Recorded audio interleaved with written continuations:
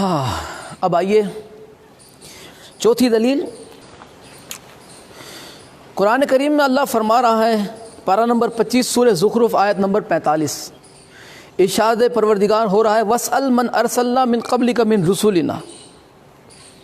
ترجمہ، اے میرے رسول، ان رسولوں سے پوچھ لیجئے، اے میرے رسول، اے محمد مصطفیٰ، ان رسولوں سے پوچھ لیجئے۔ شب معراج کی بات ہے، جب سارے نبی اکٹھا ہوئے، جب سارے نبی جمع ہوئے، رسول اللہ صلی اللہ علیہ وآلہ وسلم نے تمام نبیوں کی امامت فرمائی اور آواز پروردگار ہے میرے محبوب ان سے پوچھ لیجئے، واسأل، ان سے سوال کیجئے، من ارسلنا من قبلک من رسولنا، ان رسولوں سے سوال کیجئے جو آپ سے پہلے مبعوث کیے گئے، جو آپ سے پہلے گزر چکے، جو بھیجے گئے، کہ تمہیں کس بات پہ تمہیں بھیجا گیا، تم سے کیا وعدہ لیا تھا، تم سے کیا اقرار لیا تھا، اقرار کیا لیا تھا۔ اب یہاں پر میں پھر عبداللہ ابن مسعود اور عبداللہ ابن عباس سے روایت ہے، سرکار کی حدیث ہے، اور اس پر بھی میں اہل سنت کی 9 کتابیں آپ کی خدمت میں پیش کر کے اجازت لینا چاہتا ہوں۔ 9 کتابیں اہل سنت کی، سب سے پہلے حدیث سماعت فرمائیں اور اس کے بعد کتاب ملاحظہ فرمائیں کہ عبداللہ ابن مسعود اور عبداللہ ابن عباس سے روایت ہے کہ رسول پاک صلی اللہ علیہ وآلہ وسلم نے فرمایا کہ معراج کی رات آسمان پر فرشتے نے مجھ سے کہا کہ اے نبی، ان سے پوچھو جو تم سے پہلے رسول بھیجے۔ میں نے ان سے پوچھا کہ تمہیں کس بات پہ بھیجا گیا، تم سے کیا اقرار لیا گیا۔ میں نے ان سے پوچھا، کیا پوچھا، یعنی یہ پوچھا کہ کس بات کا تم سے اقرار لیا گیا، اس کے بعد تمہیں بھیجا۔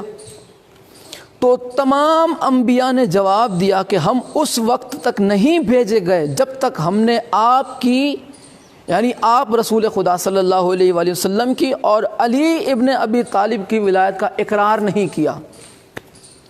اللہ اکبر، نبیوں کا گزارا نہیں ہے ولایت علی کے اقرار کے بغیر۔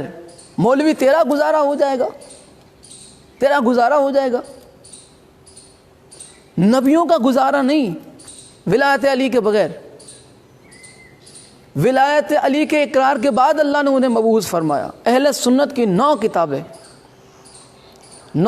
اہل سنت کی ملاحظہ فرمائیں، یعنی ان سے رسول اللہ کی ولایت کا، رسول اللہ کی رسالت کا اقرار لیا، اور مولا علی کی ولایت کا کیسے اقرار لیا جاتا ہے، توحید کا اقرار رسول اللہ نے کیسے لیا،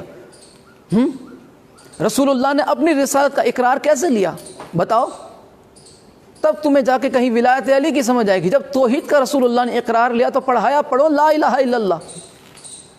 جب اپنی رسالت کا اقرار لیا تو فرمایا کہ پڑھو محمد رسول اللہ۔ اب جب ولایت علی علیہ الصلوۃ والسلام کے اقرار کی بات آئی، مولویوں کو موت آنے لگی۔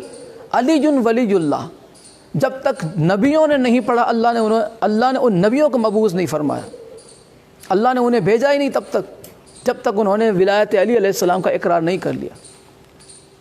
تو ولایت علی کے بغیر مولوی نبیوں کا گزارا نہیں ہے۔ اگر تو چاہے بھی تب بھی تیرا گزارا نہیں ہوگا۔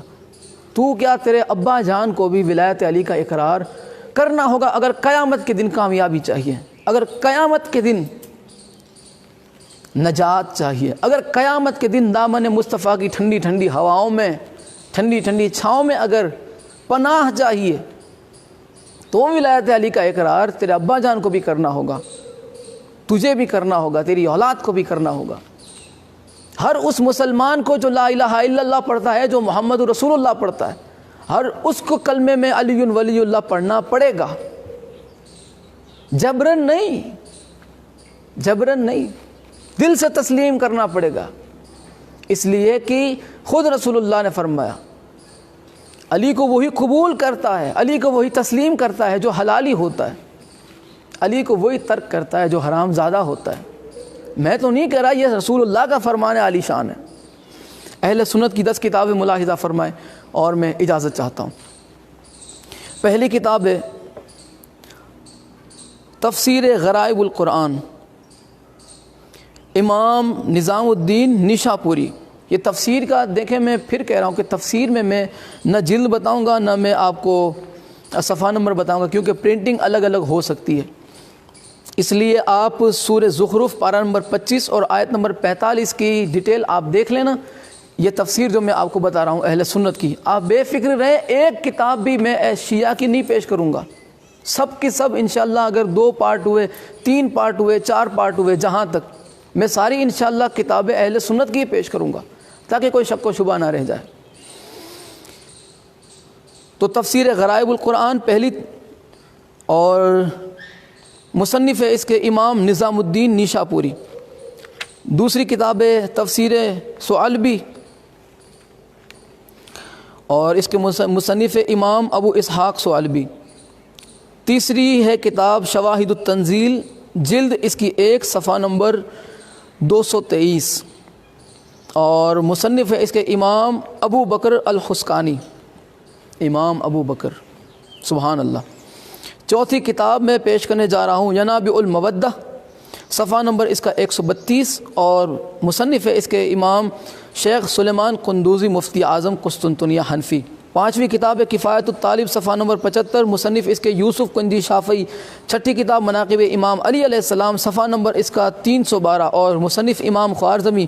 ساتویں کتاب فرائض الصمتین، صفحہ نمبر اس کا 81 ہے، اور مصنف اس کے امام الجوینی۔ آٹھویں کتاب معرفت العلوم الحدیث، اور صفحہ نمبر اس کا 193، مصنف اس کے امام حاکم۔ نویں کتاب تاریخ مدینہ و دمشق، صفحہ نمبر اس کا 241، اور مصنف ہے اس کے امام ابن عساکر۔